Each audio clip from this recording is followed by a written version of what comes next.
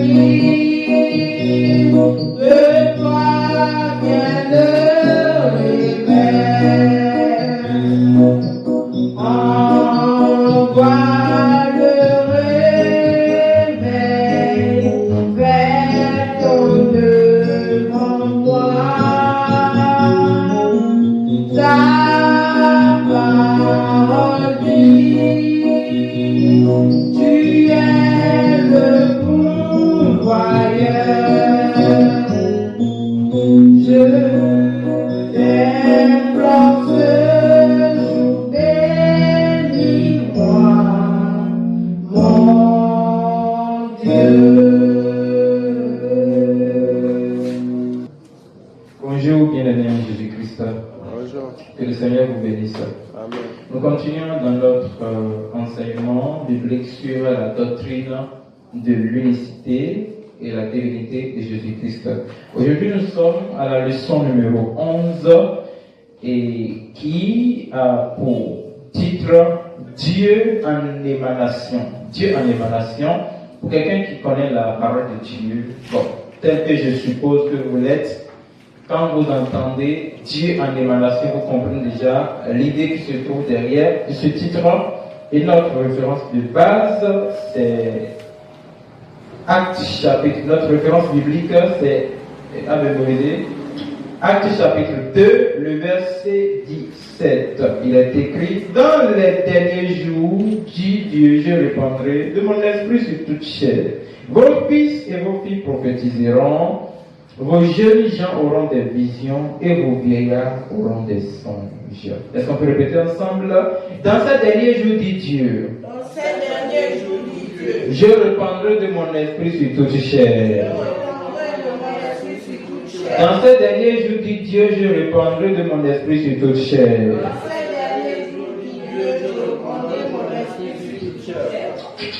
Dans ces derniers jours, dit Dieu, je répandrai de mon esprit sur toute chair. Dans ces derniers jours, dit Dieu, je répandrai de mon esprit sur toute chair. Vos fils et vos filles prophétiseront. Vos fils et vos filles prophétiseront. Vos jeunes gens auront des visions. Vos jeunes gens auront des visions. Et vos vieillards auront des songes. Dans ces derniers jours, dit Dieu, je répandrai de mon esprit sur toute chair. Vos fils et vos filles prophétiseront. Vos jeunes gens auront des songes, auront des visions, et vos vieillards auront des songes. Actes chapitre 2, verset 17. Actes chapitre 2, verset 17. Dans ces derniers jours, dit Dieu, je répandrai de mon esprit sur toute chair. Vos fils et vos filles prophétiseront. Vos jeunes gens auront des visions et vos vieillards auront des songes. Amen. Alors, nous continuons rapidement. La partie grande de cet enseignement, c'est Saint-Esprit. Saint-Esprit. La référence que nous venons de lire nous ramène encore sur le défi majeur des chrétiens de notre temps. Vos fils et vos filles prophétiseront. Les enfants doivent prophétiser. Et les jeunes gens auront des visions pour le royaume des cieux. Et qu'en est-il des vieillards, des songes? Vous, qu'est-ce que vous avez? Chrétiens de dernier temps, qu'est-ce que vous avez? Si vous n'avez rien, donc vous n'êtes pas enfant de Dieu. Le Saint-Esprit n'est pas la troisième personne de la divinité. Le Saint-Esprit n'est pas la troisième personne de la divinité. Dieu est esprit, il n'y a qu'un seul esprit. Et selon Éphésiens chapitre 4, le verset 4, nous pouvons comprendre simplement lorsque la Bible dit il y a un seul corps et un seul esprit. Je vais vous expliquer, comme je l'avais dit dans l'enseignement biblique, il y a un seul corps du Christ. C'est aussi ça, il y a un seul esprit du Christ. Le seul esprit du Christ, c'est le Saint-Esprit. Et le seul corps du Christ, c'est son Église. L'appellation Saint-Esprit est employée pour désigner une autre manifestation divine, pas une autre personne de la divinité. Un autre ministère que Dieu accomplit alors qu'il travaille et vit dans le cœur des hommes et des femmes. C'est ça qu'on appelle l'émanation. Dieu habite dans l'homme. Maintenant, il parle de l'homme. Il parle dans l'homme. Donc, c'est l'Esprit de Dieu qui vient siéger dans l'homme. C'est une autre façon pour Dieu de prendre corps dans les humains. L'homme possède un esprit et par ce moyen, il lui est possible de communiquer avec Dieu. De la même manière, Dieu communique avec l'homme par le Saint-Esprit. Cela ne revient en aucun cas à dire qu'il y a deux personnes. J'ai mon esprit. Quand je suis ici, même sans le Saint-Esprit, je parle, non? On m'entend, non? Est-ce que ça veut dire que lorsque j'ai le Saint-Esprit, j'ai deux esprits en moi? Non. L'Esprit de Dieu vient habiter dans mon esprit. J'espère que la Bible en a parlé. La partie grande Bon, je donne ce nom. D'abord, on va donner la partie grande plutôt. Le père qui a 2 filles et qui sont encore à la maison, pour elle, il est un père et aussi un pasteur. Mais cela ne veut pas dire qu'il fait 2 personnes. Non, cela ne veut pas de lui 2. Quand je suis père d'un enfant, je suis encore pasteur pour une autre personne. Est-ce que ça veut dire que, bon, du fait que je suis pasteur, c'est pour l'enfant là aussi, je suis son pasteur. Mais est-ce que ça veut dire que je suis 2 personnes pour lui? Non, mais je suis la même personne, mais qui joue 2 rôles. Ok, en d'autres français, on dit 2 fonctions. La partie grande B, Dieu en émanation. Dans le livre de Actes chapitre 2, verset 17, la Bible dit, comme Dieu dit, je répandrai de mon esprit sur toute chair, vos fils et vos filles prophétiseront, vos jeunes gens auront des visions et vos vieillards auront des songes. Et dans Actes chapitre 10, le verset 44, nous allons comprendre comme Pierre prononçait encore ces paroles, ces mots, le Saint-Esprit descendu sur tous ceux qui écoutaient la parole. Alors, vous allez remarquer simplement là que l'apôtre Pierre était avec le gentil qu'on appelle Corneille. Et le mot émaner signifie se dégager d'un corps. Et s'en laisse aller. Bon, oui, voilà. Dégager une explosion. Voilà. Qui s'explose de quelqu'un.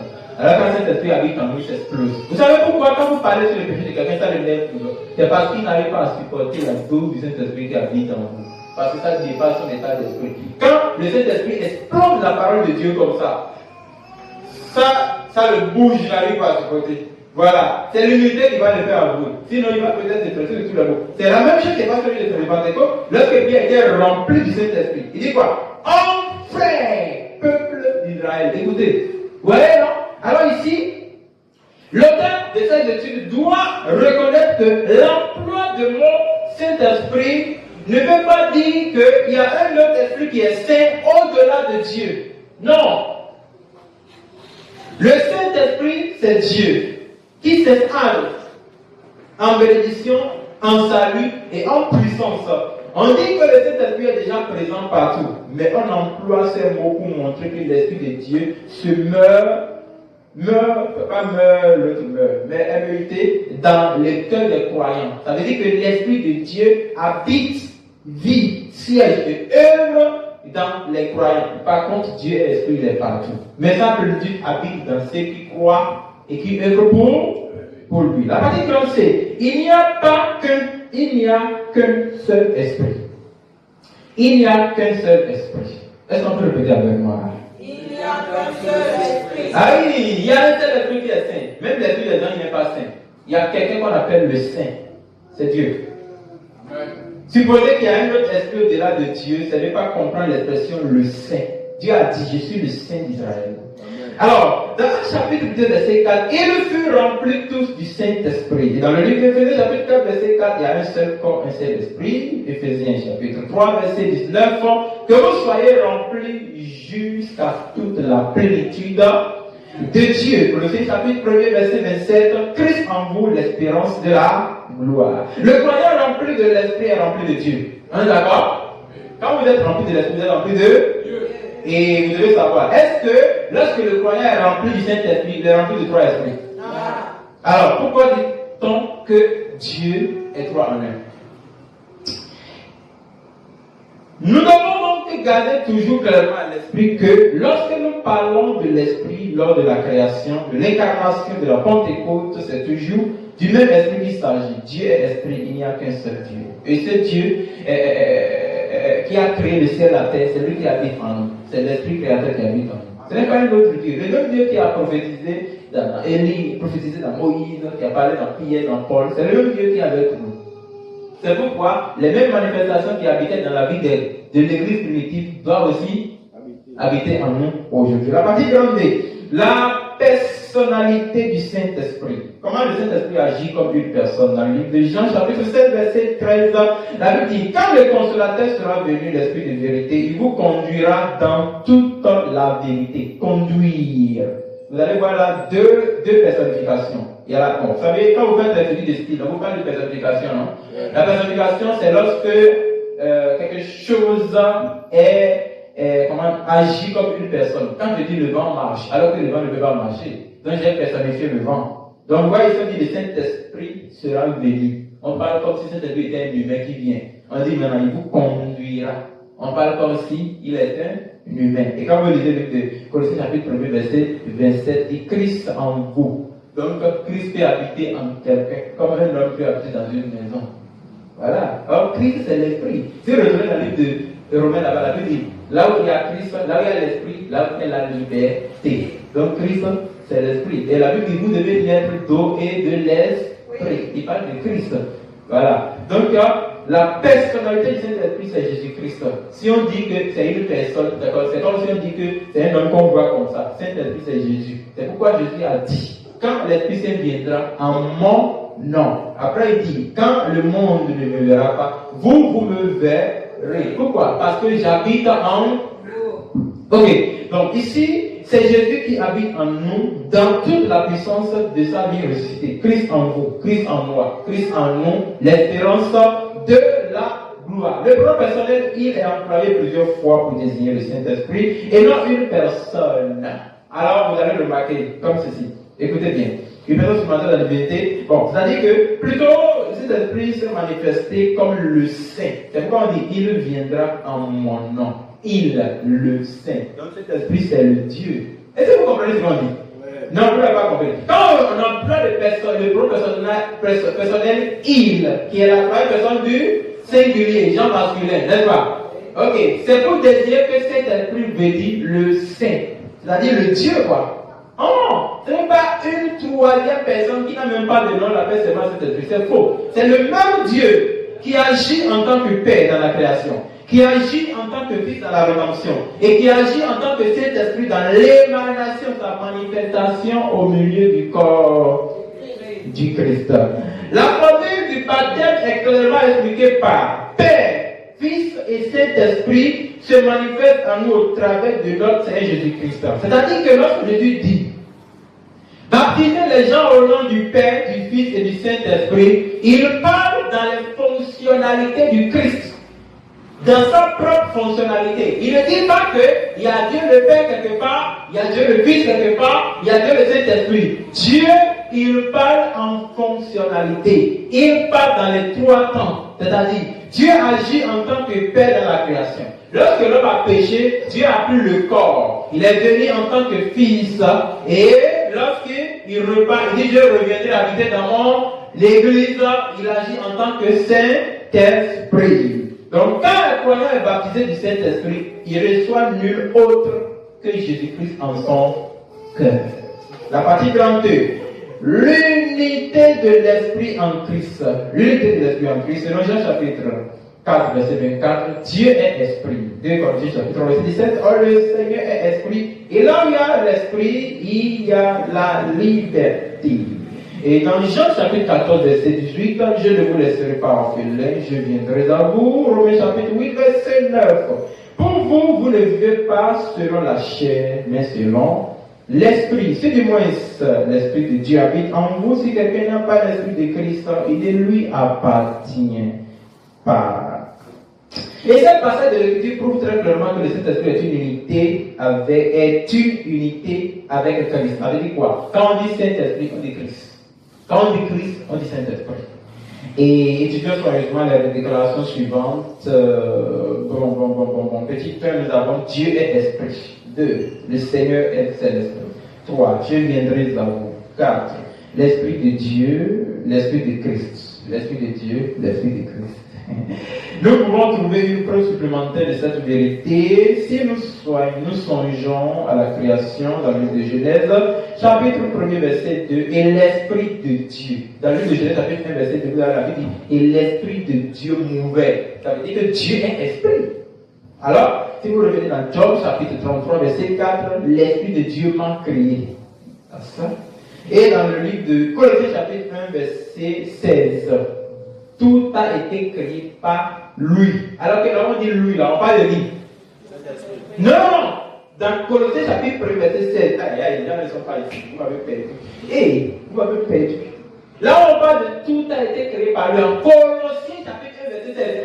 Pour quelqu'un qui a déjà compris la sainte doctrine, s'il perd là, c'est que je l'ai perdu aussi.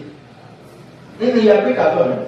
Colossiens chapitre 1, verset 16. Là où la Bible dit, tout a été créé par lui. Il va le dire. Mais c'est Jésus, non? Alors que dans le livre de Genèse chapitre 1, verset 2, on dit, l'esprit de Dieu. Dans le livre de Job 33, verset 4, on dit, l'esprit de Dieu m'a créé. Donc qui est l'esprit là? Mais c'est Jésus l'esprit. Est-ce que ces versets sont contradictoires? Non! Au contraire, ces références nous permettent de voir clairement que le Saint-Esprit s'appelle Jésus. Des fois, on va dire, Saint-Esprit, remplis-moi. Il faut dire Jésus, remplis-moi. La partie grand F, le ministère du Saint-Esprit est représenté dans l'Ancien Testament. Dans l'Ancien Testament, le Saint-Esprit avait agi comme il agit au milieu de l'Église primitive.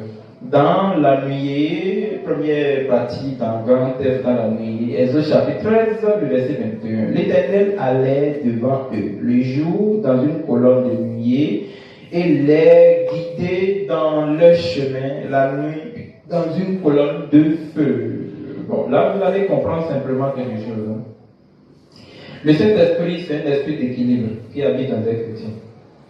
Bon, on n'a pas pu trop faire enseignement sur cet esprit ici. C'est ce qu'on a fait. On a juste fait des messages, la plénitude, bon. Je ne crois pas qu'il y aura encore une chose comme ça. Bon, et cet esprit, c'est un esprit d'équilibre. Profitons en même temps.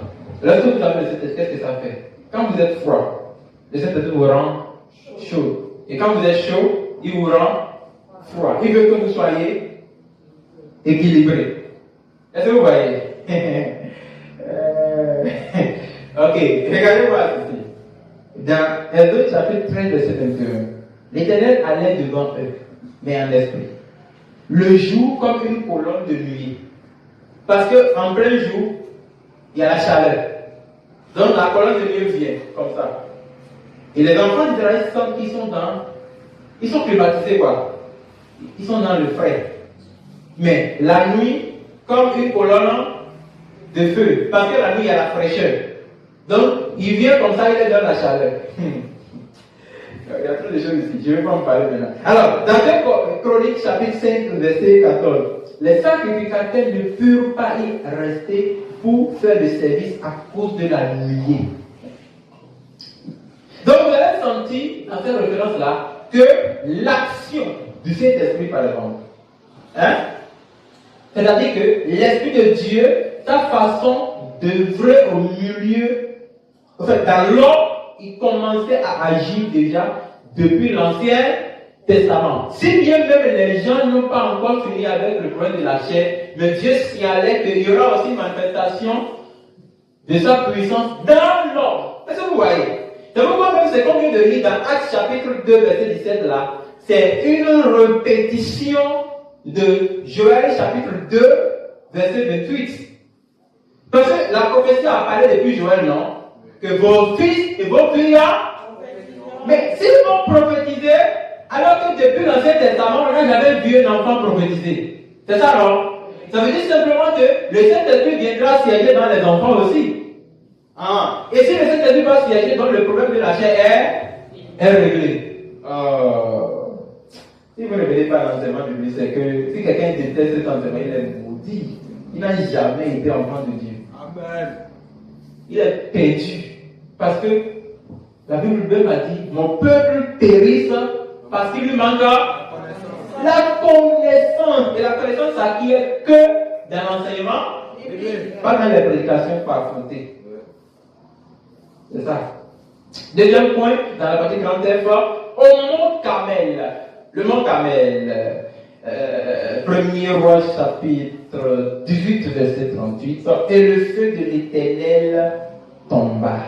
Vous allez remarquer le ministère du Saint-Esprit représenté à de multiples occasions dans l'Ancien Testament, dans la nuée et le feu. Nous voyons le Saint-Esprit accomplir le même ministère que dans le Nouveau Testament. Et le prophète Élie, le prophète du feu, il trouve sa réplique dans la personne de Jean-Baptiste. Selon Matthieu chapitre 11, comme on dit à passé, que Élie c'est Jean-Baptiste. Dans Matthieu 11, verset 14, Matthieu 17, verset 13, les disciples comprirent alors qu'il parlait de Jean-Baptiste. Vous pouvez lire, vous allez comprendre que Élie c'est Jean-Baptiste. Alors, et vous voyez comment le feu s'est manifesté au temps de Élie. C'était pour dire qu'il y a un esprit qui arrive. On l'appellera l'esprit du feu. Ah oui. Élie, c'est le prophète du feu. Si je suis vraiment certain de dire que le feu descend et vous consume.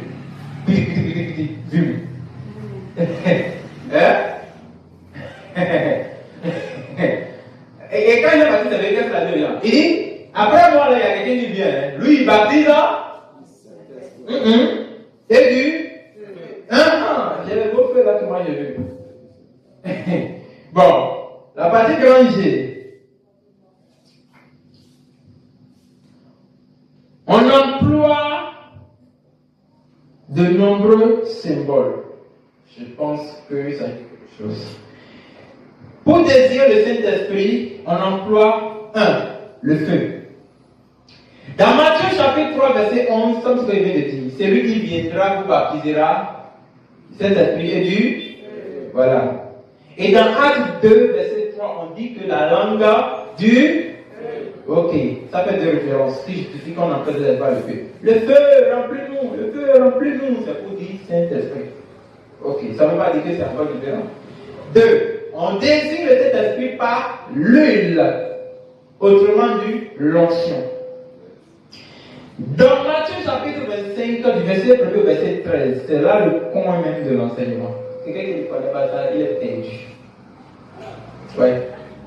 Et dans Luc 10, verset 34, en fait, dans Matthieu 25, vous connaissez ça.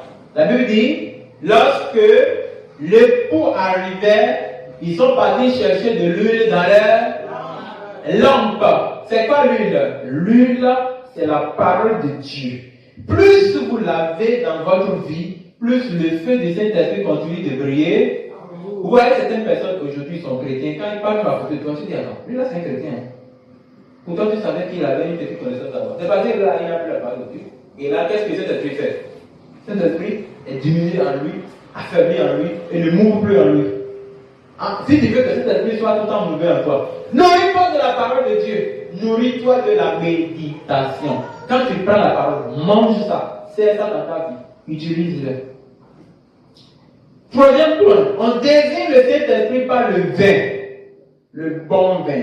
Matthieu chapitre 9, verset 17. Je pense que Jésus va dire, on ne prend pas du vin nouveau pour mettre dans l'ancien nôtre. Et dans le livre de Luc, chapitre 10, verset 34. On désigne le Saint-Esprit 4 par l'eau. Jean 4, verset 14. Je pense que là, la Bible va parler sur. Moi, je ne lis pas, quand vous ouvrez là-bas, que vous convertez. C'est tout ce que je dis, c'est d'après la lecture qu'il y a déjà fait depuis des temps. Jean 4, verset 14, c'est ce que je vais lire ça. Celui qui boira de l'eau que je lui donnerai n'aura plus soif. Mais il coulera de son sein une source d'eau qui jaillit jusqu'à l'éternité. Donc, normalement, quand vous recevez la racine du Saint-Esprit en vous, et vous ne nourrissez pas ça, et vous faites ça, et l'Esprit de Dieu vous quitte, vous allez lire le.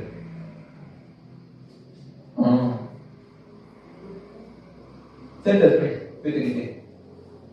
Ok.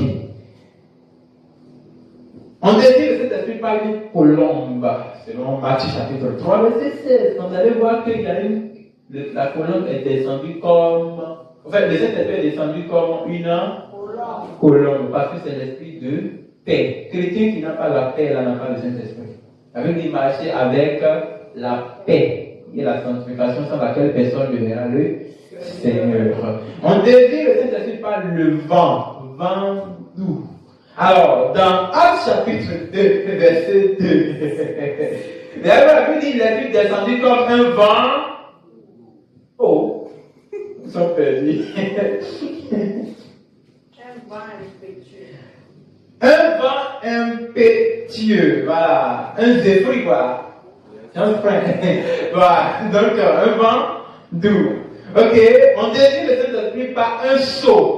Éphésiens chapitre 1, verset 13, verset 14, Éphésiens chapitre 4, verset 30. Le Saint-Esprit, c'est le sceau que nous avons reçu. Si tu reçois le Saint-Esprit, je le saurai. Parce que c'est le même esprit qui est en moi. Quand il te voit, je sais que tu l'as. Si je dis que tu ne l'as pas, mon ami, maudis-moi, tu ne l'as pas, tu ne l'as pas. Mais, attends. Quand tu es citoyen français, Et moi, je suis citoyen français. Quand je vois, on se reconnaît, non? Ah, tiens, ton passeport, il y a mon passeport. On se reconnaît? Mais quand tu n'as pas le sceau du Saint-Esprit, tu n'as pas, mon ami. Cherche! Alors, donc, ce sont les 7 symboles. Oh, bon, c'est ça, hein? Bon, ces symboles nous décrivent tous les caractéristiques et la nature du ministère du Saint-Esprit. Comment le Saint-Esprit agit dans un homme. Quand le Saint-Esprit agit dans un homme, il a la nature du feu. Est-ce que vous avez cette nature? Ok, allez vérifier. Il a la nature de lui, il a l'onction. On sent que dans sa vie, il y a l'onction. On sent que dans sa parole, il y a l'onction. On sent que sa parole le conforte, sa parole, il y a. Voilà. Parce que c'est lui qui fait le feu, ne l'oubliez pas. Le vin. Quand le Saint-Esprit remplit quelqu'un, on sent le vin. C'est pas le vin, on sent que cette personne ne parle pas de lui-même. Voilà, même pas étant inspiré du Saint-Esprit. Lorsque le Saint-Esprit est en quelqu'un, il agit comme l'eau. On voit la nature de l'eau en lui. Des fois, il est l'eau douce. En fait, il est l'eau froide. Des fois, il est l'eau chaude. Il bouillonne. Voilà. Lorsque le Saint-Esprit habite en quelqu'un, il est des fois calme, comme s'il connaît. Ça, c'est la Colombe. Il est comme le vent de foi. Il veut garder tout ce qui se pose sur son chemin. Ouais. Et il révèle la vie chrétienne, c'est ça le saut. Il révèle la vie chrétienne. Pas besoin de dire qu'il est chrétien, juste sa nature prouve qu'il est l'enfant de Dieu. Alors, la partie grand H, je crois, est-ce qu'on va s'en sortir? La partie grand H. Bon, je prends cette partie-là, le reste, je vous saute ça, on n'en a pas besoin ici. Il y a plusieurs thèmes et titres employés pour désigner le Saint-Esprit.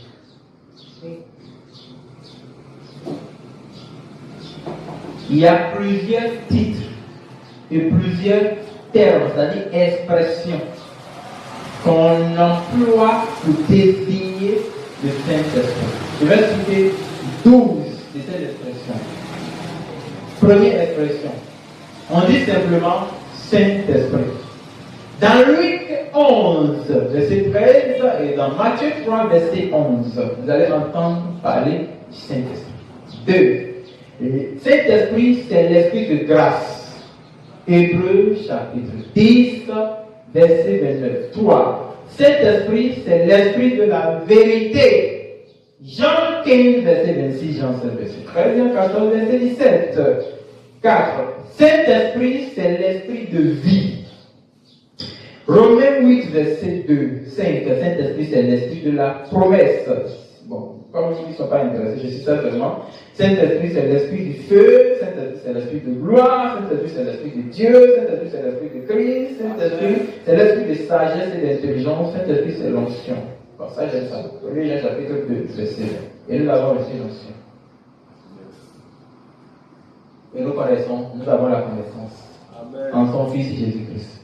C'est lui le Dieu véritable. Amen. Cet esprit, c'est le consolateur. Jean 14, verset 16. Alors, on a la partie grand I. Le Saint-Esprit avait été promis et bon, je laisse le reste. C'est là, nous sommes à la fin de la leçon 12. De la leçon 11. Question? Il n'y a pas de questions. S'il n'y a pas de questions, c'est là que la leçon 11